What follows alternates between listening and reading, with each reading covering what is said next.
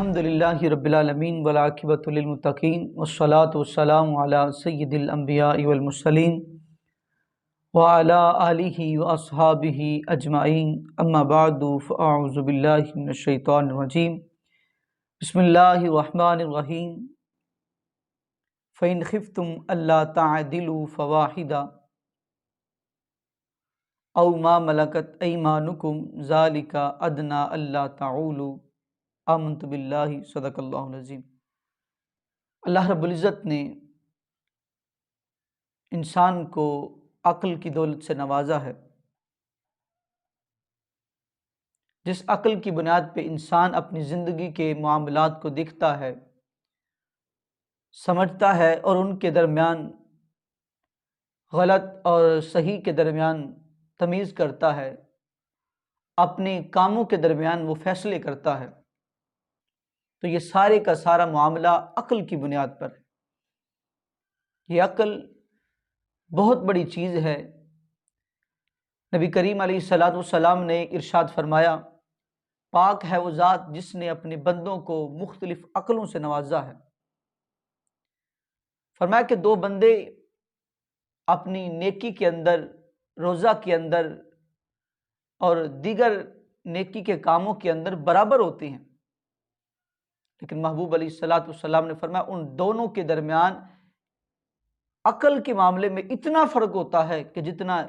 احد پہاڑ کے پہلو کے اندر ایک ذرہ ہوتا ہے۔ اور پھر نبی کریم علیہ الصلاۃ والسلام نے فرمایا کہ اللہ رب العزت نے اپنے بندوں کو عقل سے اور یقین سے بڑھ کر کوئی افضل شے عطا نہیں فرمائی۔ اور پھر نبی کریم علیہ الصلاۃ والسلام کے سامنے اگر کسی شخص کے عمل کا ذکر کیا جاتا کہ وہ فلاں بندہ بڑا عبادت گزار ہے، بڑی نمازیں پڑھتا ہے، بڑے روزے رکھتا ہے، بڑی زکوٰۃ دیتا ہے، بڑا حج کرتا ہے، تو محبوب علیہ الصلاۃ والسلام فرماتے کہ بتاؤ اس کی عقل کیسی ہے، وہ عقل کے معاملے میں کیسا ہے؟ صحابہ عرض کرتے یا رسول اللہ ہم تو اس کے عمل کی بات کر رہے ہیں۔ محبوب علیہ الصلاۃ والسلام نے فرمایا اس کی عقل کیسی ہے؟ کیوں؟ اس لیے کہ کل قیامت کے روز اللہ رب العزت بندوں کو عقل کی بنیاد پر ہی اس کے اعمال کا جو ہے وہ اجر عطا فرمائے۔ تو یہ اتنی بڑی دولت ہے عقل، لیکن ہر انسان کی عقل جو ہے وہ عقل کامل نہیں ہوتی، اس لیے انسان کو جس چیز کی ضرورت ہے وہ عقل کے ساتھ دین کی ضرورت ہے۔ جس طرح کہ اسی آیہ مبارکہ جو زیر بحث ہے اس کے اندر اللہ رب العزت نے نکاح کے احکام کو بیان فرمایا، لیکن اگر انسان جو ہے وہ اپنی عقل کی بنیاد پر اور خواہش کی بنیاد پر سوچے تو عقل یہ کہتی ہے کہ انسان کی جتنی مرضی ہے وہ اتنے نکاح کرے، اس کے لیے کوئی جو ہے وہ روک ٹوک نہیں، لیکن دین یہ کہتا ہے دو کر لو، مثنی و ثلاث و رباع، چاہے دو کر لو، چاہے تین کر لو، چاہے چار کر لو۔ فرمایا اس سے زیادہ تمہاری سکت ہی نہیں ہے، یا اس سے زیادہ کی تمہارے اندر کیپیسٹی نہیں ہے، تو اس کے اندر تمہاری بھلائی ہے۔ ہر لحاظ سے اللہ رب العزت اس کی جو ہے وہ بیان فرمایا کہ ہر لحاظ سے تمہاری اس کے اندر جو ہے وہ بھلائی ہی بھلائی ہے، لیکن عقل کہتی ہے کہ جتنا مرضی چاہے انسان نکاح کر سکتا ہے۔ اور اسی طرح قرآن مجید نے کہا، دین یہ کہتا ہے کہ یہ چار نکاح بھی تب ہو سکتے ہیں کہ جب انسان ان کے درمیان عدل کر سکے، جب ان کے حقوق کو ادا کرنے کا اسے کامل یقین ہو۔ لیکن عقل کہتی ہے انسان نکاح تو کرے اور پھر جو ہے وہ حقوق ادا ہوتے رہیں گے، لیکن قرآن مجید کی آیہ مبارکہ واضح الفاظ کے اندر یہ بیان کر رہی ہے کہ فَإِنْ خِفْتُمْ أَلَّا تَعْدِلُوا فَوَاحِدًا۔ رب ذوالجلال فرماتا ہے کہ اگر تمہیں یقین نہیں ہے بلکہ خوف ہے اس بات کا کہ تم ان کے درمیان عدل نہیں کر سکو گے تو فرمایا ایک ہی کرو۔ اور پھر دین کہتا ہے کہ ایک بھی اس شرط کے ساتھ کرنی ہے کہ اگر تم گھر بسانے کی استطاعت رکھتے ہو۔ محبوب علیہ الصلاۃ والسلام نے فرمایا فَإِن لَمْ يَسْتَطِعْ فَعَلَيْهِ بِالصَّوْمِ،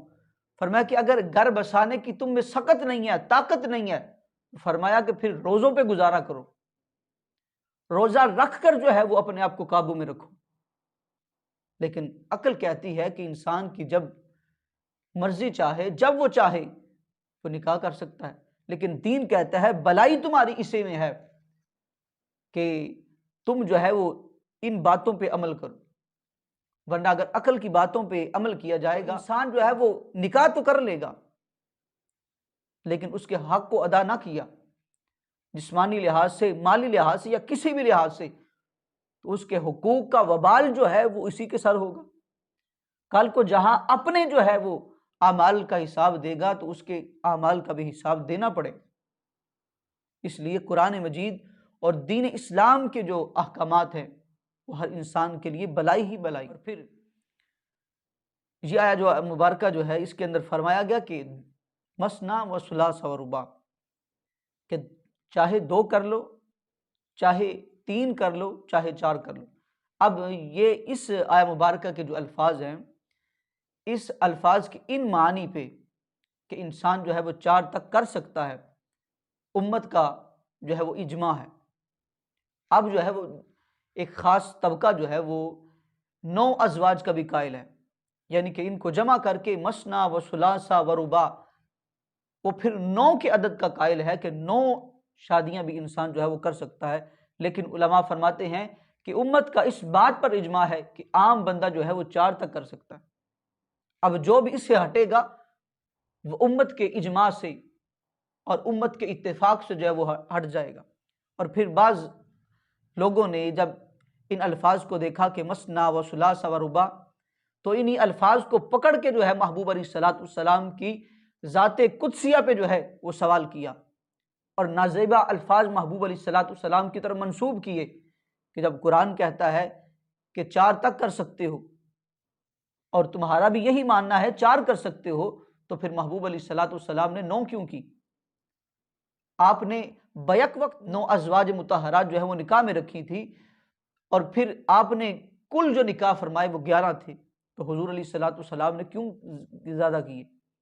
اور بعض الفاظ ایسے بھی استعمال کیے گئے کہ جو بیان کرنے کے بھی قابل نہیں ہیں۔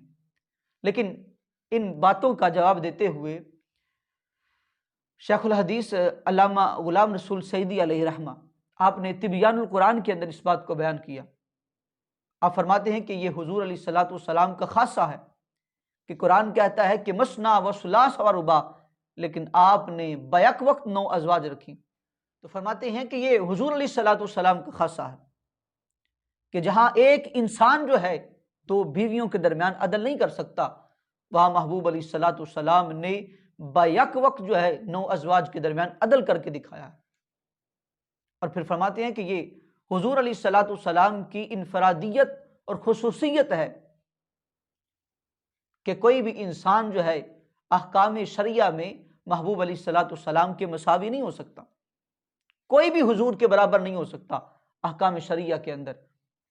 اس لیے کہ عام افراد اگر سو جاتا ہے تو اس کا وضو ٹوٹ جاتا ہے، لیکن فرمایا محبوب علیہ الصلوۃ والسلام اگر آنکھیں بند کر لیتے ہیں، سو جاتے ہیں، تو فرمایا حضور کا وضو نہیں ٹوٹتا۔ عام افراد جو ہیں ان کا فضلات جو ہیں وہ ناپاک ہیں، لیکن محبوب علیہ الصلوۃ والسلام کے فضلات جو ہیں طیب و طاہر ہیں۔ اور پھر محبوب علیہ الصلوۃ والسلام پہ زکوٰۃ واجب نہیں ہے، صدقات آپ کے لائق نہیں ہیں، اور آپ نماز اس لیے پڑھتے ہیں کہ اپنے رب سے راضی ہو جائیں، اور آپ قبلہ کے بھی محتاج نہیں ہیں، بلکہ قبلہ جو ہے وہ اپنے قبلہ ہونے کے اندر بھی محبوب علیہ الصلوۃ والسلام کی توجہ کا محتاج ہے۔ اور پھر آپ تعدد ازواج کے معاملے کے اندر تعدد کی شرط کے بھی جو ہے وہ محتاج نہیں ہیں، آپ مہر کو مقرر کرنے کے معاملے کے اندر بھی وہ محتاج نہیں ہیں۔ اسی طرح باریوں کی تقسیم کا معاملہ ہے، اور اسی طرح محبوب علیہ الصلوۃ والسلام اپنے ورثہ کے اندر